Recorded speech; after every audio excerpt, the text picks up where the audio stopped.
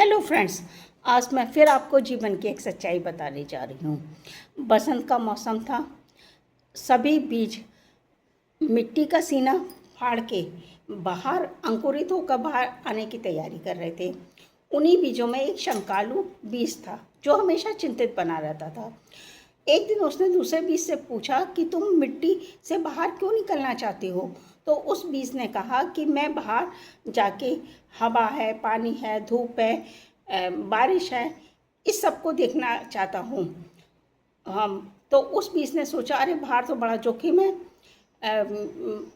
तेज़ गर्मी है, कोई मुझे खा जाएगा, इसलिए मैं तो मिट्टी के अंदर ही अंधेरे में सुरक्षित बना हुआ हूँ। धीरे धीरे समय बीतता रहा और बीज अंकुरित होके बाहर निकल आए और पौधे के रूप में परिवर्तित होने लगे।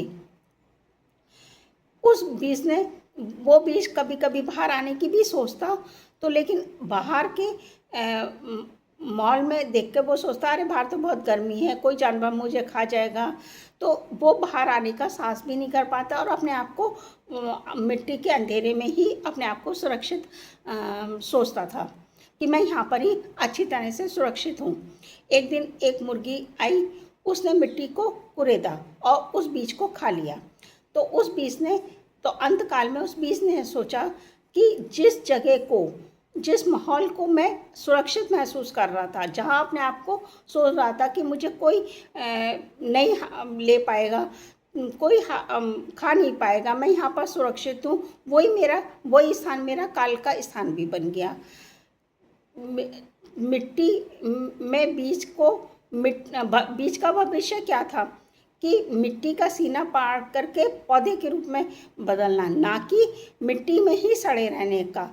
कहने का तात्पर्य यह है कि हमें भी, हमारे जीवन में भी बहुत सारी कठिनाइयाँ आती हैं। विकास तभी होता है, विकास हमेशा जोखिम भरा होता है।